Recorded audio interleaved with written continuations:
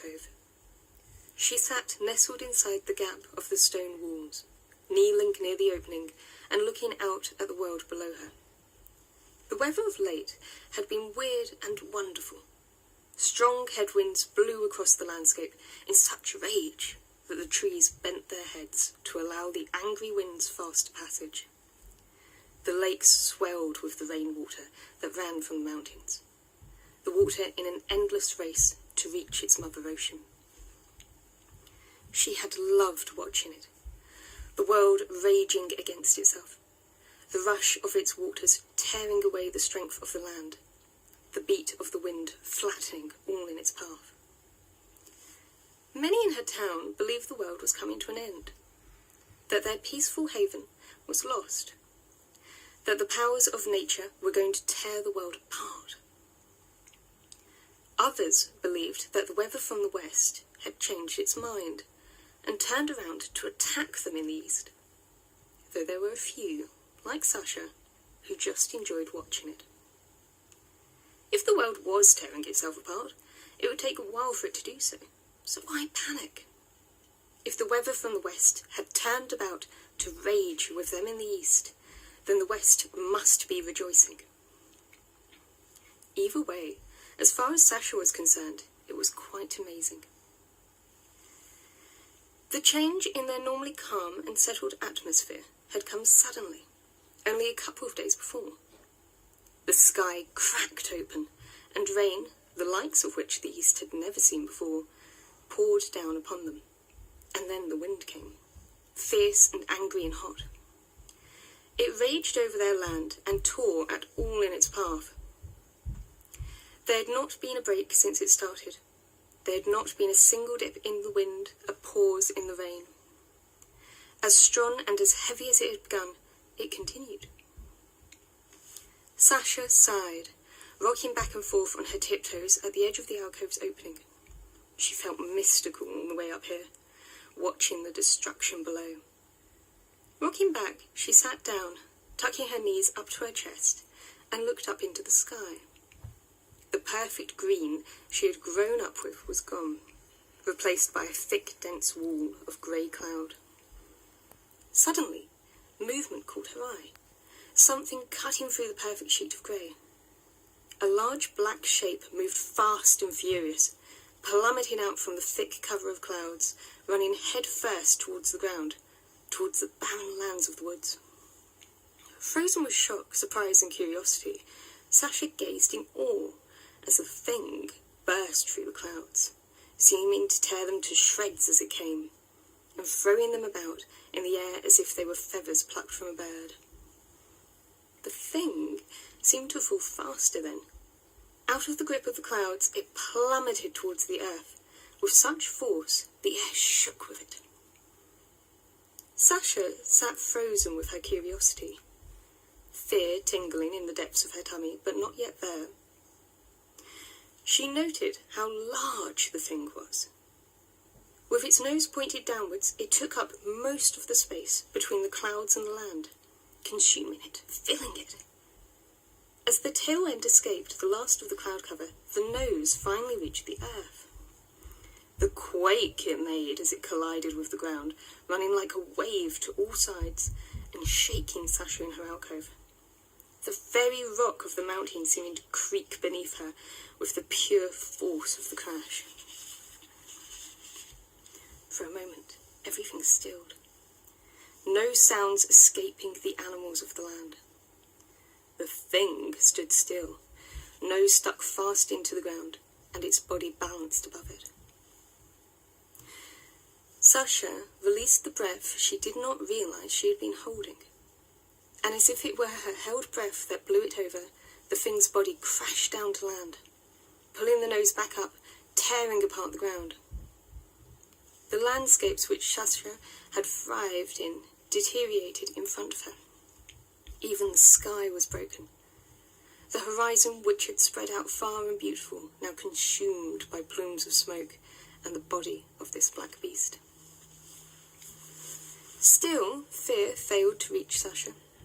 Curiosity, gripping her tight, kept her in her alcove, her eyes glued to the thing. As Sasha watched, there was a loud bang and a series of crashes as small sections broke away from the main body, releasing a swarm of creatures which looked much like herself. She could tell from her vantage point that the creatures wore heavy black clothing, making them look like small versions of the vessel they were breaking out of. And she could see they were carrying small leg-like things, which were also black like the vessel. With the strength of the wind blowing in her direction, she could faintly hear their shouts to one another, their screams of fear, the harder, clearer voices of those in command. More and more poured from the thing. More creatures than Sasha had ever seen in her life spilled from its body, consuming the landscape until there was very little empty land left visible. As she watched, groups of these creatures started to run off from the ship. One group to the north, another to the east, another west, and a large group to the south, where Sasha was. Now fear gripped her, her stomach painfully twisting and bile rising in her throat. Goosebumps had bloomed up her pale blue arms. Reacting fast, Sasha's hands moved swiftly through the air around her, drawing on the powers of the earth, drawing on the rock walls that surrounded her. She pulled at the threads of matter, of the real and unreal, drawing them in, shaping them as she had been taught to all her life, working to craft an image of what could be but is not. The energy swarmed around her, forming a ball which she could feel pulsing to the same quick, terrified beat of her own heart. Grasping the idea of this bubble, she carefully constructed the impression of a wall, the front face of the rock forming in her mind's eye, but not there physically, becoming something that anyone who approached would believe to be real, something they will believe they can touch. Sasha chanted to herself to focus, trying to avoid the thoughts of how quickly the creatures could move, of how soon they would be upon her. Our ship had crashed. We'd been trapped in this planet's upper atmosphere for days now, the bulk of our ship being thrown around in some ungodly wind. And then finally, we'd crashed. We'd all been expecting, so no one got injured. And it was more of a relief than anything else to finally find ourselves on solid land. Although we may not know what that land is, it's still land, of sorts. And still land that we can use. The air here tastes sweeter than the air of the ship, or even the air of home, but it's breathable.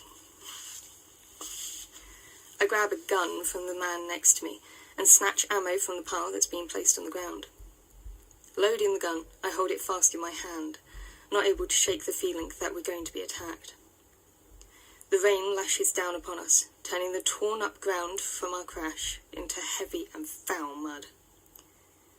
Everyone around me is shouting. Orders are ringing out across the plain, all virtually drowned out by people's screams of terror as they look at the damage, realise the impossibility of being able to repair it, as it dawns on them that we may not get home. It only takes a little while for the commanders to start sending us off in regiments, a group to each side to set up a perimeter and a safety zone. Then further secondary groups, once the perimeter has been set, to find sources of food and fresh water.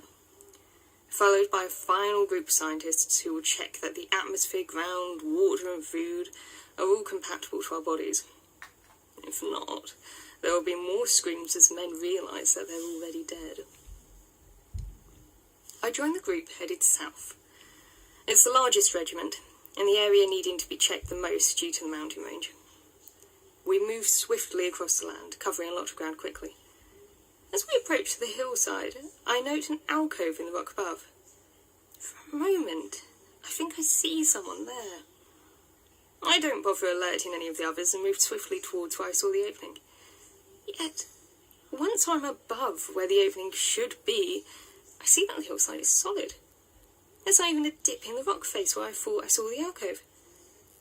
Shaking my head in confusion, I continue to scan the perimeter. The land here seems to absorb the rain, almost as if it's unused to it. Like a sponge, it sucks up the water that pours from the clouds. The rain bounces off my armour with soft twang noises. It irritates me, and I can feel the frustration building. The want to jump into a ship and fly away from this wet, crumpled world. I've walked the edge of the perimeter and seen nothing. No animals, no form of population. If it wasn't for the scans we'd managed to complete before the crash, I would believe that there was no life here at all. But the scans showed otherwise. The body heat scan alone showed vast areas of red. The whole world is meant to be covered in life. It should be thriving with animals, big and small. In all honesty, I'm amazed we haven't been attacked already. I stop. The regiment's completed the sweep, and a secondary team has started to swell out. In a large circular radius, they pin out small plugs, which are invisible in the ground and somehow hold place, even though there's only mud and water to hold them. Each pin is then strung with a cable, too thin to be seen by the blind eye, but if tripped over, will trigger an alarm to each man and woman's helmet throughout every regiment. Those closest will then go in and ensure the rest of our safety. The system is simple and effective. I watch as the first of the second sweep start to lay out the line, ensuring that it doesn't snag on any of the surrounding wildlife as they go. I note that they haven't started on the mountain side and decide to take another sweep of that area. I could have been certain earlier that there was a gap up in the rock face. Maybe I'd walked the wrong way up, missed it completely. I have to check. Anything could be hiding in such a hole. I set off at a fast-paced jog, managing to make good progress across the land, and soon find myself halfway up the hillside. In my haste, I have failed to take note of where I'm actually running to, and have somehow managed to find myself slightly further to the left of the mountainside than I wanted. I carefully scamper over towards my right, trying to avoid slipping down on the wet surface. If the rain continues to get heavier, this hillside will become a full-fledged waterfall. Foolishly, I look out at the outpost, checking to make sure it isn't likely to flood. Forgetting to pay attention to my feet, I slip, my heavy armour stopping me from being able to catch myself, and I feel the world spin. I notice that I'm falling further downwards than I should be, that I should have hit into the solid stone of the hillside by now. I feel panic surge through me, and I try to move my arms forward to catch myself, but my body refuses. My head hits solid stone as I finally strike ground, and my visor cracks, some of it splintering into my helmet. I feel shards slice my cheek, and the flow of hot blood running down my neck and into the body of my suit. As my thoughts fight to gather in my jarred brain, I notice that it's no longer raining, before my world turns black.